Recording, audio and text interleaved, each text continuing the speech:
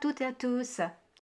Vous connaissez sûrement cette sensation de ne pas savoir quoi faire, cette indécision qui nous bloque. Mais qu'est-ce que je peux faire? Je ne sais pas quoi faire. C'est une question que nous nous posons tous à un moment donné. Que ce soit dans notre vie personnelle ou professionnelle, cette incertitude face à une décision peut être paralysante.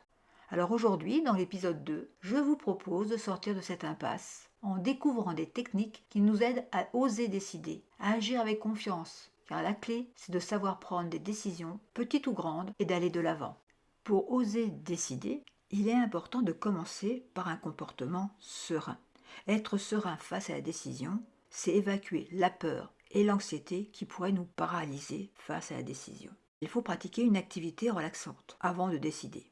Et cela dépend de chacun. Cela peut être du yoga pour certains et pour d'autres cela pourrait être du sport. Ainsi, Bill Gates, le fondateur de Microsoft, dit qu'il a utilisé des promenades quotidiennes comme des moments de réflexion. Ces promenades lui ont permis de clarifier ses pensées et de prendre des décisions importantes avec calme. Ensuite, il est bénéfique d'allier la sérénité avec un état d'esprit positif, c'est-à-dire tirer du positif de chaque situation, de chaque action que nous faisons. Cela nous aidera à prendre plus facilement des décisions dans lesquelles nous verrons certainement des choses positives à en tirer. Je vais illustrer ce point avec l'histoire de Richard Branson.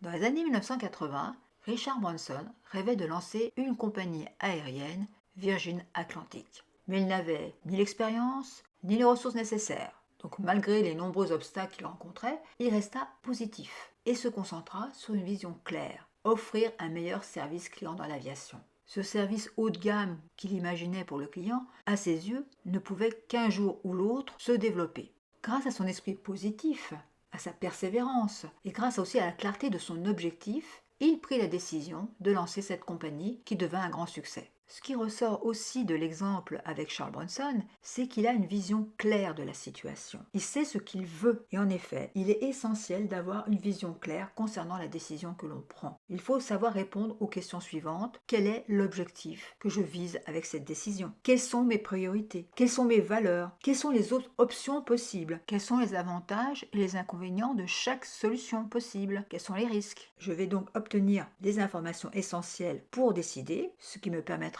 ensuite de pouvoir établir un plan d'action concret. Je peux aussi utiliser la technique dite 10-10-10 pour mesurer l'impact de ma décision. Pour cela, je vais me poser 3 questions. Quel impact aura cette décision dans 10 minutes? Quel impact aura cette décision dans 10 mois? Quel impact aura cette décision dans 10 ans? Et cette technique permet de prendre une décision en équilibrant la réflexion sur les conséquences à court, à moyen et à long terme. Ce qui aide à éviter des choix impulsifs et à prendre des décisions plus réfléchies et alignées avec vos objectifs de vie. Il ne suffit pas que je sois sereine par rapport à la décision, que j'ai une vision claire de la situation pour débloquer cette peur que j'ai de décider. Il va falloir que je lève un autre frein, et cet autre frein, c'est ma peur de l'échec. C'est ma peur des effets négatifs qui sont liés à ma décision. Pour cela, je vais remplacer l'idée d'échec par apprentissage. J'apprends de mes échecs et je les vois comme des opportunités pour avancer. Et pour m'aider à contrer les effets négatifs qui pourraient se produire, je vais utiliser la technique du pire scénario. C'est-à-dire que je vais imaginer le pire qui pourrait se produire. Je vais en évaluer objectivement les chances qu'il arrive et je vais voir comment je vais pouvoir y faire face en y associant un plan d'action. Le fait que j'ai un plan d'action, un plan B pour contrer les effets possibles négatifs qui pourraient arriver me permet de reprendre le contrôle sur cet événement inconnu qui pourrait se produire. Et cela envoie un signal à mon cerveau en lui disant ça y est, j'ai un plan B, je suis capable de contrer les effets négatifs qui pourraient se produire. Je peux donc prendre une décision plus facilement. Et pour oser décider, il est bon de développer notre habitude de décider. Pour cela, on va y aller progressivement. On commence par des décisions sans risque. Ainsi, première technique, on prend une petite décision rapidement chaque jour pendant 7 jours. Par exemple, choisir un repas, choisir un vêtement, choisir un itinéraire, choisir un film. Et on note à chaque fois son ressenti. Et plus vous aurez conscience de prendre des décisions, plus cela va devenir naturel. Et il est bien aussi de se féliciter pour renforcer sa confiance à chaque décision qui est prise. Et puis on va augmenter progressivement la difficulté pour décider. Ensuite, quand on a une grosse décision à prendre, il est conseillé de la scinder en petites étapes de décision. La méthode des petits pas a été utilisée par Steve Jobs chez Apple quand Apple était en grande difficulté en 1997. Plutôt que de prendre des décisions radicales, il adopte la stratégie des petits pas. Il simplifie d'abord les produits, ensuite il réduit les modèles et enfin il se concentre sur les innovations clés. Chaque petite décision prise progressivement permet à Apple de se redresser. Quelques années plus tard, des produits comme l'iPod, l'iPhone, l'iPad font d'Apple une entreprise florissante. Une autre façon d'aller progressivement dans la décision est d'utiliser la technique de l'expérimentation, le test and learn.